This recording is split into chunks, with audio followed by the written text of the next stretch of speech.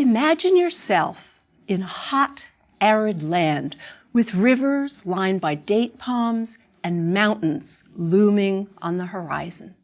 The time is 5,000 years ago. The place is Mesopotamia.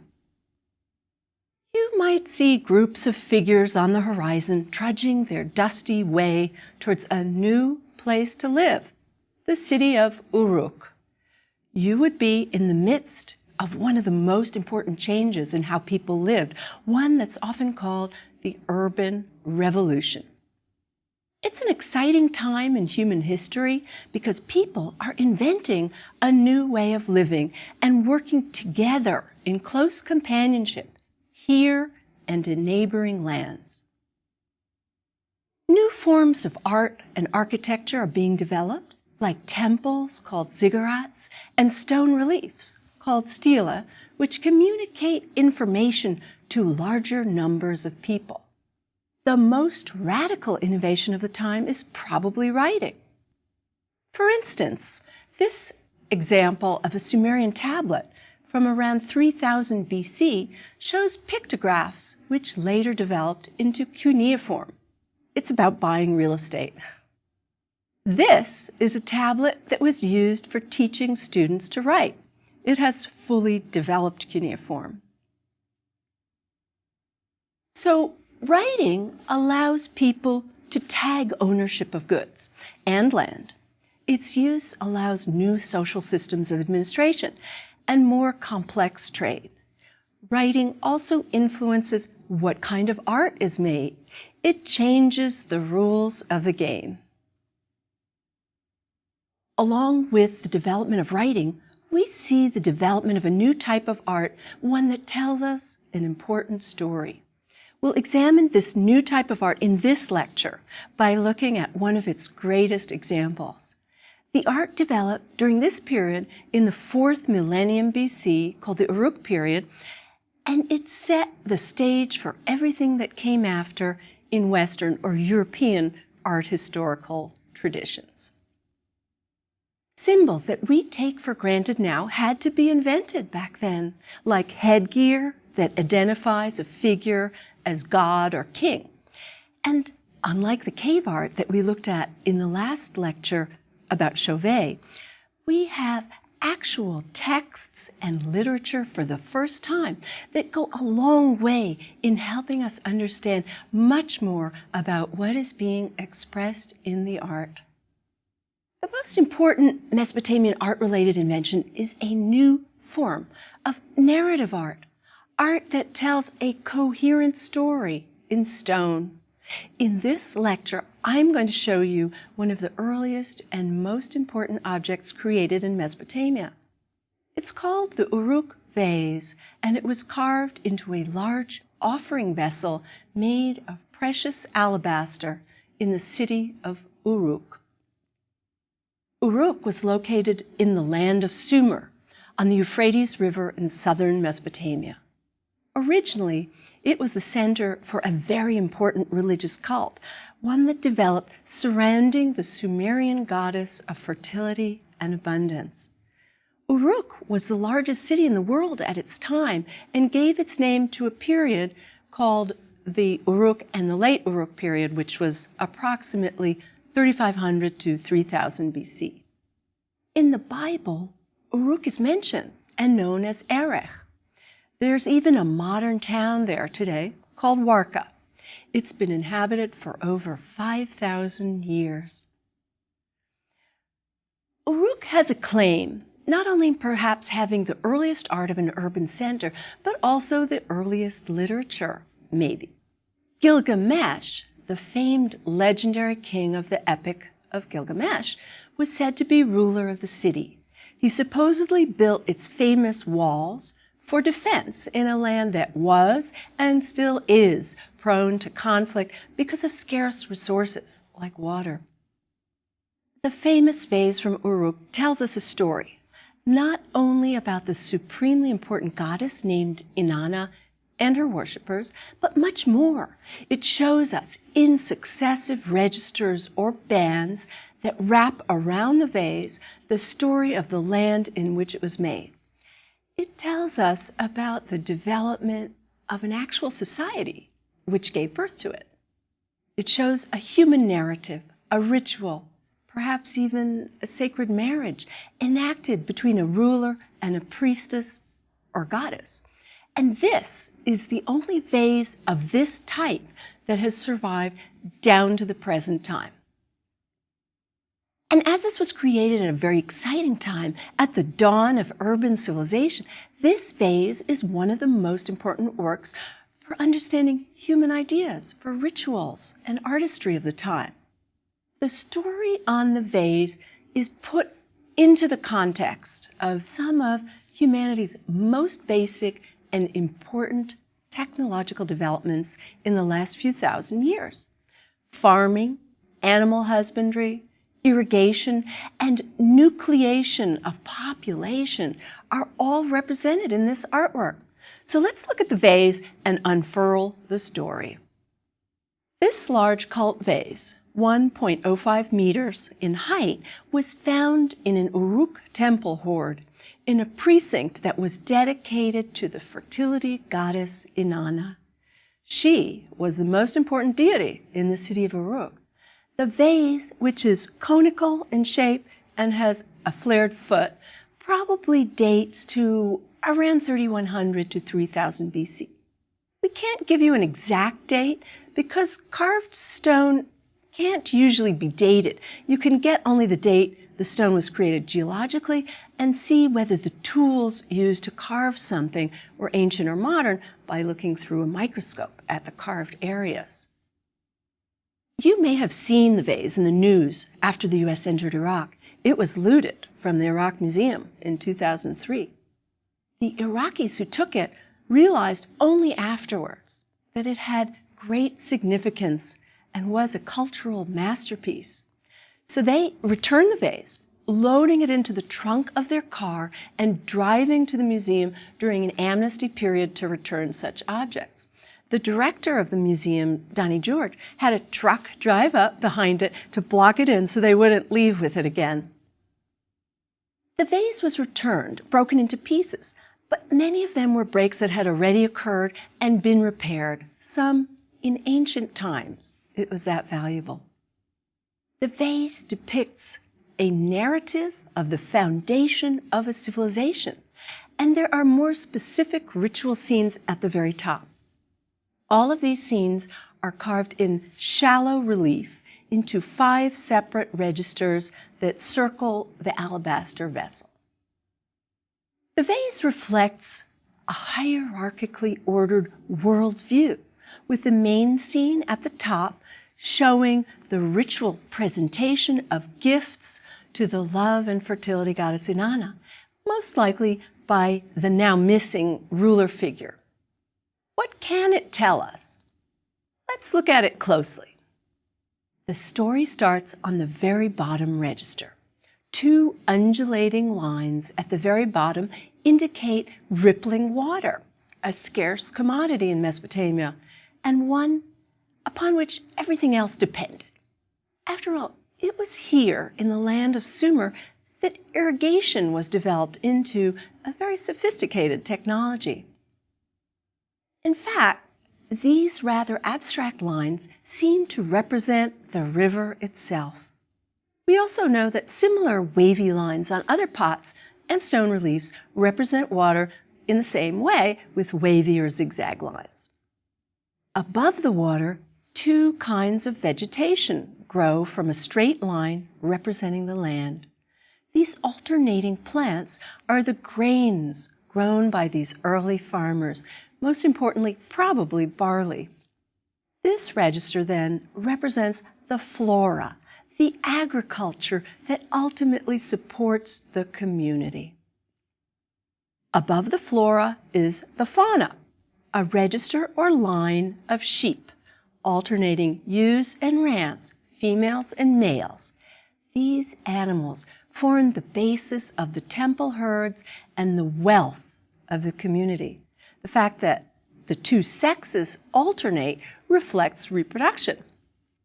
Now, remember that domestication of animals and the various uses to which they were put was still a newer or evolving technology.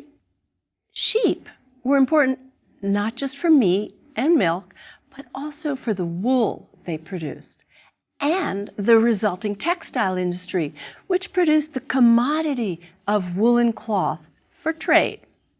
Sheep and goats were among the earliest animals domesticated, probably sometime around 10,000 or so years ago. In the larger middle register, above the animals, are nude humans who are walking in the opposite direction from the animals. They're quite possibly priests, all similar naked, plump, and bald men who bear gifts of produce, probably fruit from the land, in varying kinds of containers, baskets, or pots. Their nakedness symbolizes their humility as they approach the goddess. They also form a sort of rhythmic procession in opposition to the animals below. At the very top of the vase is the largest and most important scene. A large figure of a woman, clothed in a long dress, is being offered one of these conical baskets or pots of produce by a smaller naked priest who faces her.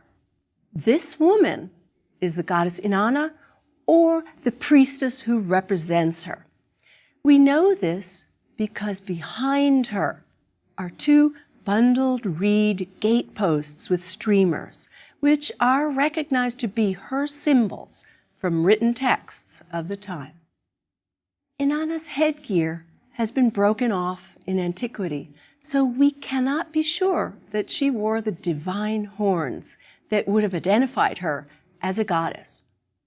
Behind the presenting priest is the priest ruler, though unfortunately his figure is very damaged. He wears a net skirt, which we know is confined to representing the ruler figures of the time. Let me show you what he might have looked like. We actually have an unbroken image of such a ruler, which we can see in a cylinder seal impression from the same period, the Uruk period. Here, you can see that the ruler figure is a man wearing a net skirt and holding a sheaf of wheat. He's at the right, approaching two large vases, which look just like the Uruk vase itself. At the left of the vases is a woman, probably a priestess of Inanna. You can tell that Inanna is referenced here.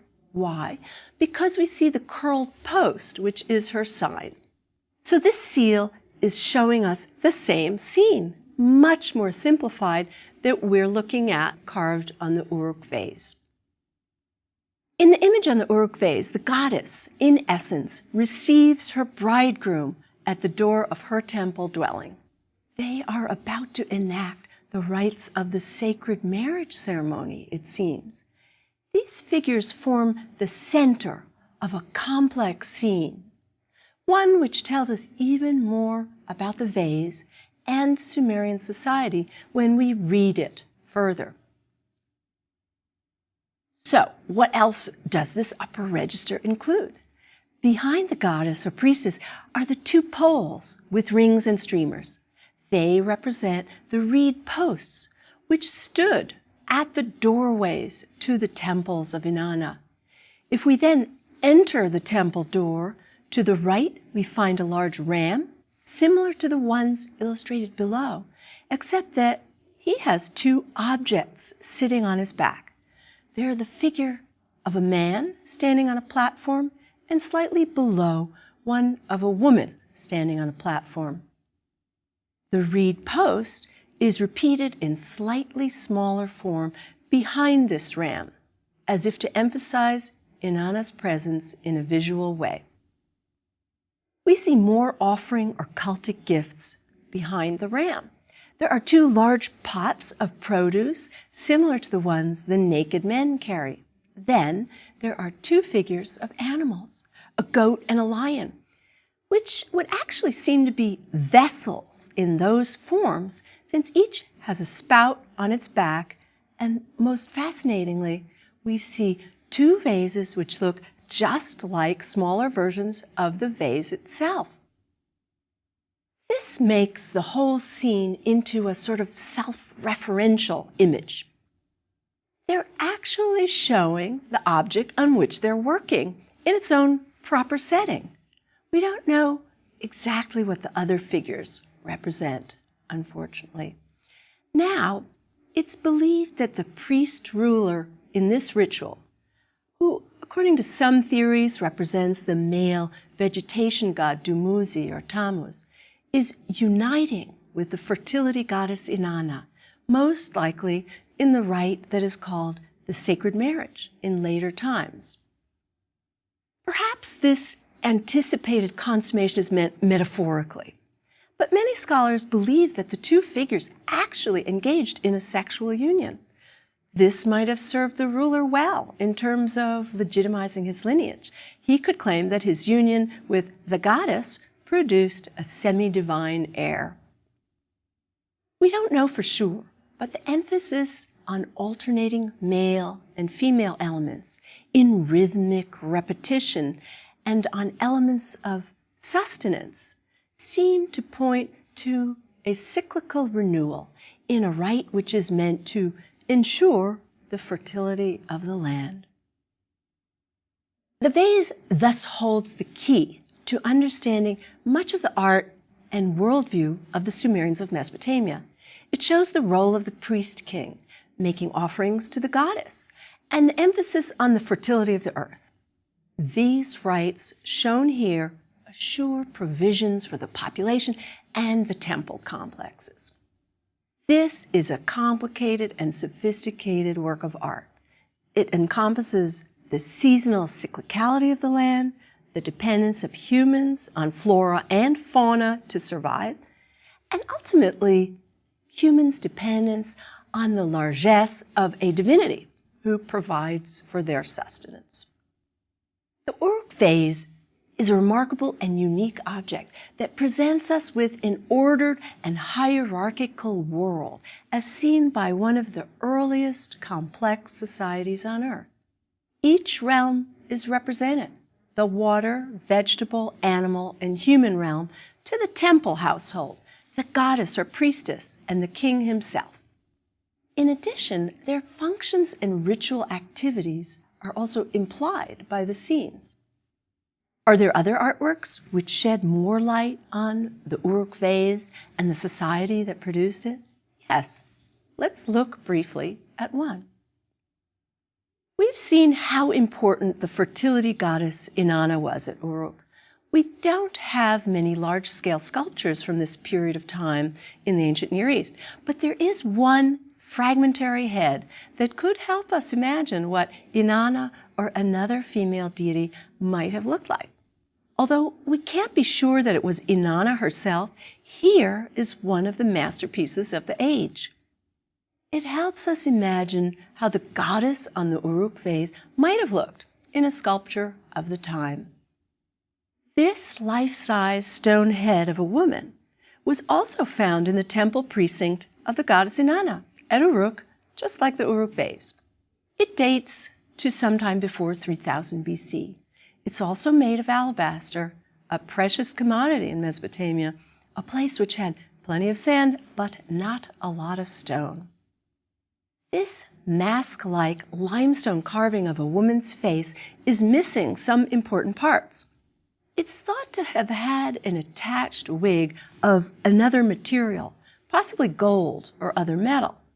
The stone and the metal were luxury goods that had to be imported, and their use shows some of the wealth and prestige that the temple commanded. In fact, Mesopotamia, partly out of necessity, had a tradition of making what we call composite sculptures.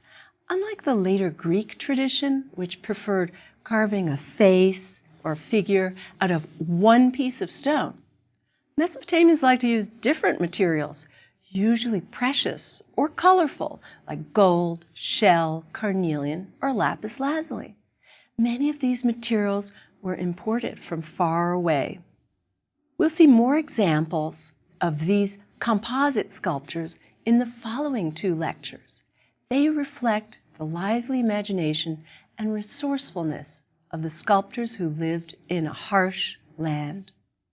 Now let's look closely at the face of the Uruk head. If you look at the mouth and chin area, you can see they're carved with extraordinary sensitivity and naturalism, in contrast to the eyes and eyebrows. Those features were inlaid with some semi-precious stone that is now missing. It was something of a contrast in color, and if we look at other contemporary objects, lapis lazuli or shell may have been the missing elements. Lapis, it's important to note, came all the way from Afghanistan, which was a very long trek indeed from Mesopotamia. This necklace is of lapis. Lapis was rare and highly valued.